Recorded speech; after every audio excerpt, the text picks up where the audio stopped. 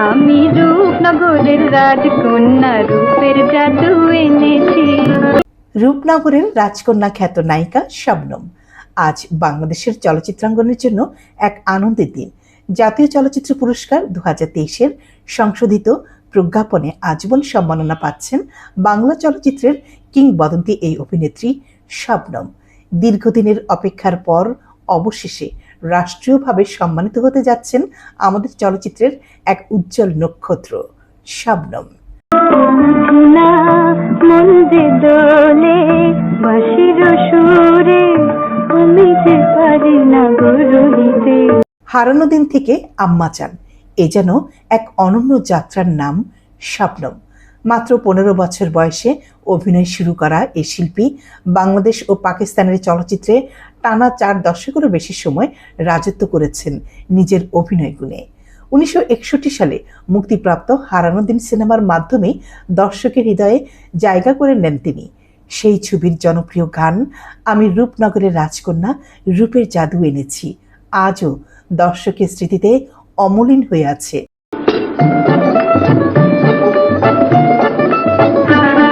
রূপনগরের রাজকন্যা, রূপের জাদু এনেছি।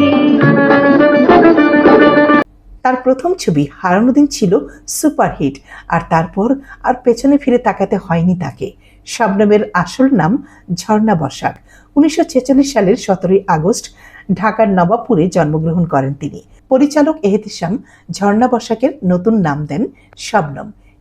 সেই নামেই তিনি হয়ে ওঠেন পাকিস্তান সহ বাংলা চলচ্চিত্রের ইতিহাসের এক অবিচ্ছেদ্য অধ্যায়। বাংলা ও উর্দু মিলিয়ে প্রায় 185টি চলচ্চিত্রে তিনি অভিনয় করেছেন। আমার সংসার, জোয়ার ভাটা, নাচের পুতুল, সন্ধি, সহধর্মিণী থেকে শুরু করে আম্মা চান, প্রতিটি ছবিতেই তিনি রেখে গেছেন নিজস্ব স্বাক্ষর।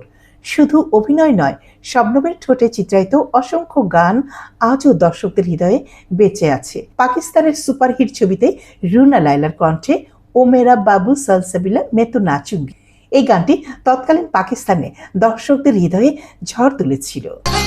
ও মেরা বাবু সালসাবিলা মে তো নাচুঙ্গি চুঙ্গি।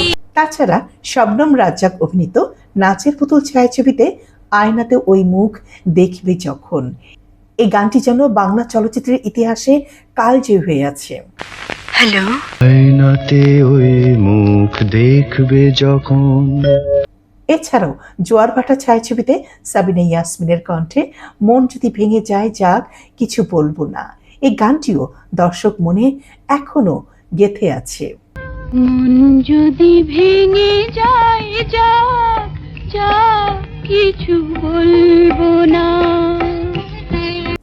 একটা চিঠি লিখে দাও তুমি সবাইকে জানাও, সন্ধি ছায়াছবির এই গান আজও শ্রোতাদের আবেগ যেন ছুঁয়ে যায়। একটা চিঠি লিখে দাও তুমি সবারে জানাও, আসামি হয়েছে। আর আম্মাজান ছবির শিরোনাম গান আম্মাজান আম্মাজান, এই গান তো একসময় দেশ জুড়ে আলোড়ন তুলেছিল। আপনি বড় মেহেরবান। পাকিস্তানি চলচ্চিত্রে শবনমের সাফল্য ছিল ঈর্ষণীয়। কিংবদন্তি নায়ক নাদিমের সঙ্গে 50টিরও বেশি ছবিতে অভিনয় করে গড়ে তুলেছিলেন পাকিস্তান চলচ্চিত্র ইতিহাসের অন্যতম জনপ্রিয় জুটি।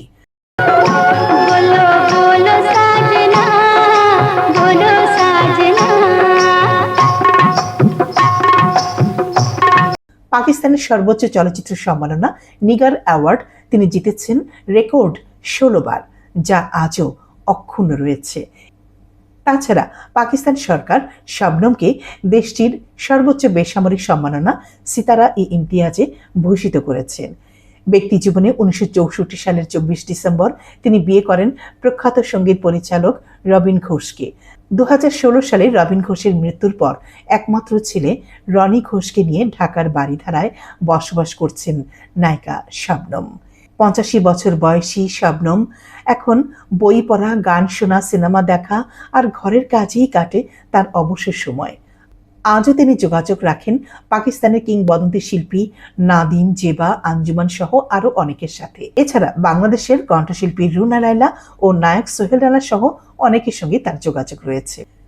এক সাক্ষাৎকারে শবনম বলেছিলেন, আমি মাছে ভাতে বাঙালি, ছোট মাছ বেশি ভালো লাগে শবনমের, আর বড় মাছের মধ্যে ইলিশ মাছ তার খুব প্রিয়। দীর্ঘ অভিনয় জীবনে বাংলাদেশ ও পাকিস্তানের চলচ্চিত্রকে সমৃদ্ধ করেছেন শবনম।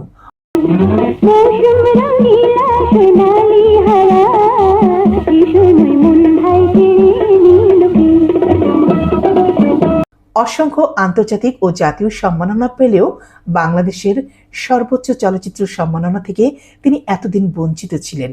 অবশেষে এই আক্ষেপ ঘুচতে চলেছে, অর্থাৎ 2023 সালের জাতীয় চলচ্চিত্র পুরস্কারে তিনি আজীবন সম্মাননা পেতে চলেছেন।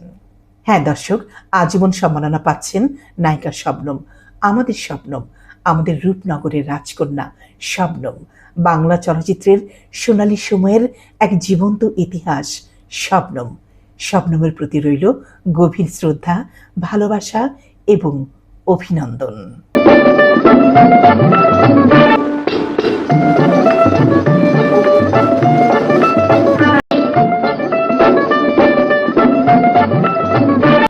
দর্শক, এই ছিল আজকের আয়োজন। কেমন লাগলো আপনাদের? আশা করি ভালো লেগেছে। আর ভালো লেগে থাকলে অবশ্যই কিন্তু কমেন্ট করে জানাবেন। আর আগামীতে কি দেখতে চান সেটাও কিন্তু জানাবেন। আজ এই পর্যন্তই। ভালো থাকবেন সবাই। সবার জন্য অনেক অনেক শুভকামনা রইল। আল্লাহ হাফিজ।